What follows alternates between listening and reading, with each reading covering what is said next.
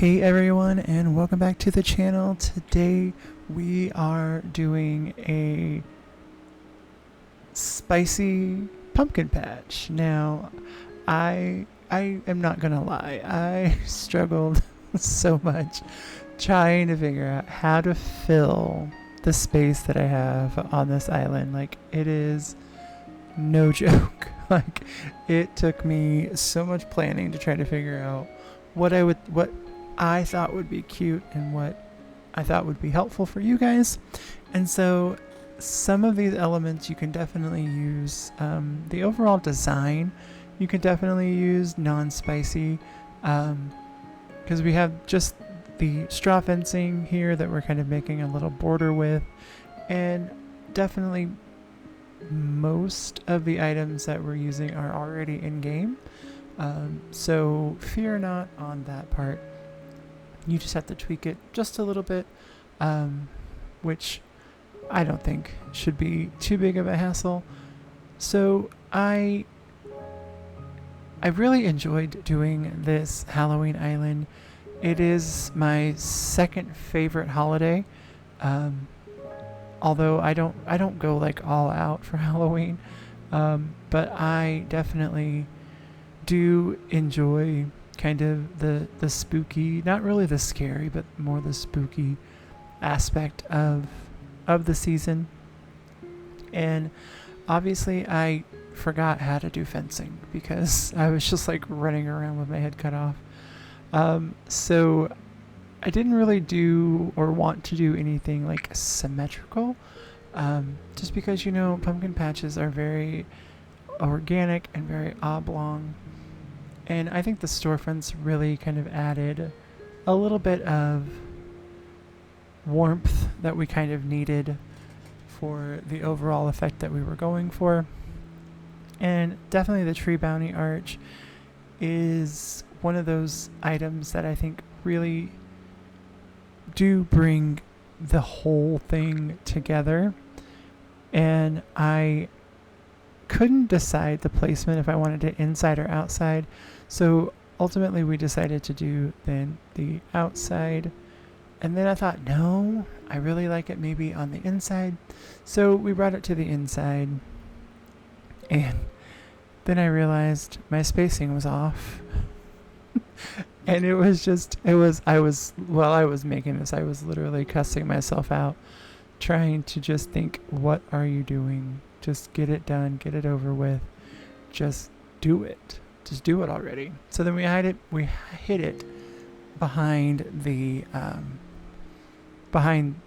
fencing, which I think was really, really cute. So then with the actual pumpkins, I did want to do like an every other dark, light. And then I was actually counting to see how many pumpkins I actually had, to make sure that I was doing enough rows, and doing enough in terms of the symmetry that we had. And then, yeah, it worked out really well. I didn't want to use all of the pumpkin variations at first, but then I thought, no, I want to give it some variety. Let's give it some intrigue, right? So we definitely used at least 4 shades, 4 of the different colors. So we did use the orange, yellow, the white, and the green. And I think that really just, it brought home a lot of that warmth that you really look for when you're in a pumpkin patch, just because you want to see the multicolored vines, and the overall aesthetic is kind of very rustic. And I think kind of showcasing all of those different colors really did enhance the overall design. And I absolutely love the Scarecrow with the actual like spooky lantern set. I think that was so cool. I wanted to do like a little bit of some flowers over here on this other side, just to kind of balance it out a little bit. And, you know, because sometimes in pumpkin patches you do have flowers, sometimes that are overgrown, sometimes that are the wrong color. like that one was the wrong color. And I just wanted to enhance it as best I could. I really love the recoloring on these flowers. I think they really brought a great amount of dimension to the overall design that we were working on. And I just wanted to add sort of that next level. So then we get to pathing, and this is quite hysterical actually. Just to watch me do pathing, people are always just so, they make fun of me. Friends, that's what they do. They make fun of me and my pathing ability.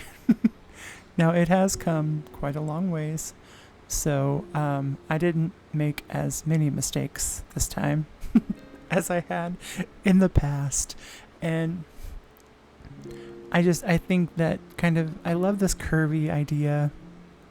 I think it really brings home just kind of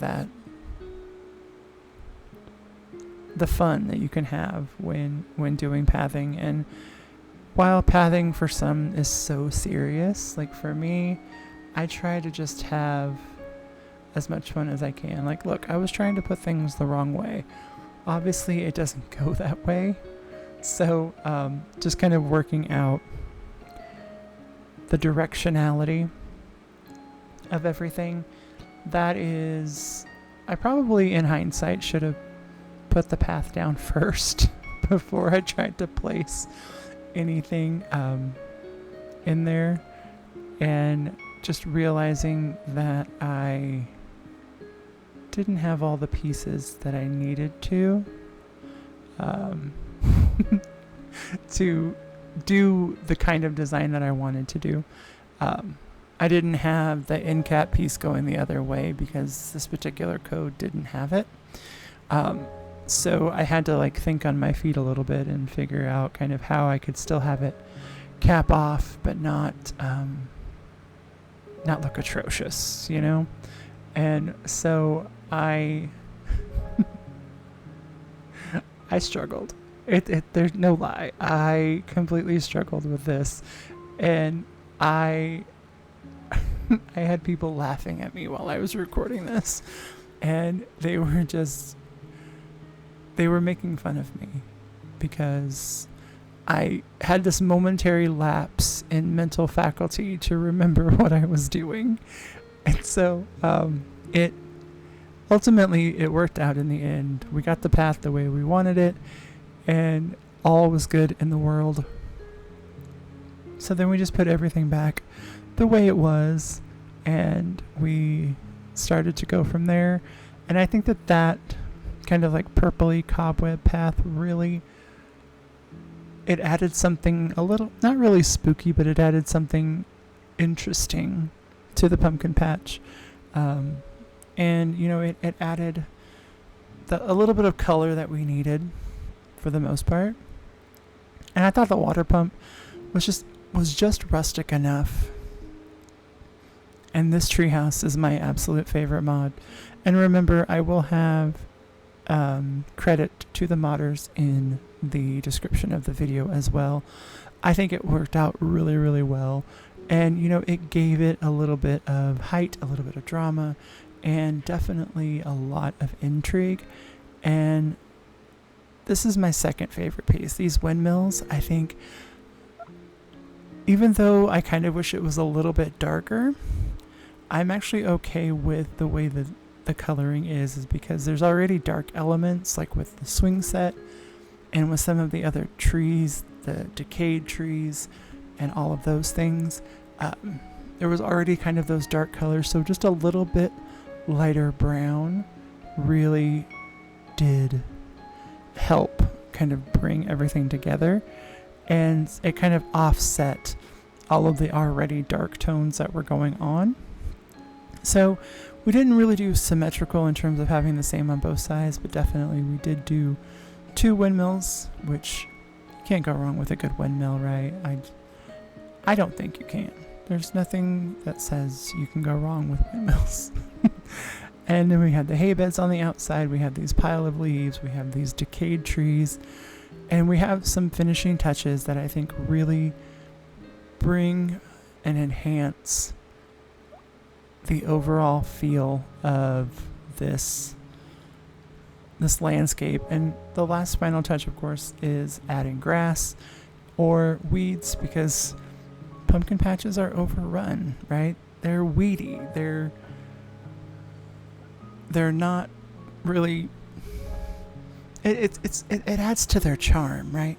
And then of course we have the wheat fields, just to kind of bring home the fall idea, and to, you can definitely incorporate this onto a fall island. It doesn't have to necessarily be a Halloween island.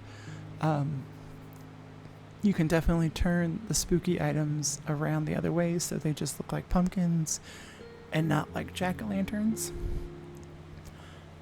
And just have fun with it. There's no real rhyme or reason. There's no right or wrong way to do it. You just have to kind of see what works and what doesn't work. And at the end of the day, it's something that you have to be okay with, and it's something that you think is beautiful. And I think we have just that. And as always, thank you guys so much for watching. I hope you enjoyed it. Don't forget to leave me a like and let me know in the comments what you think. And as always, I'll see you on the next one. Have a great one. Bye.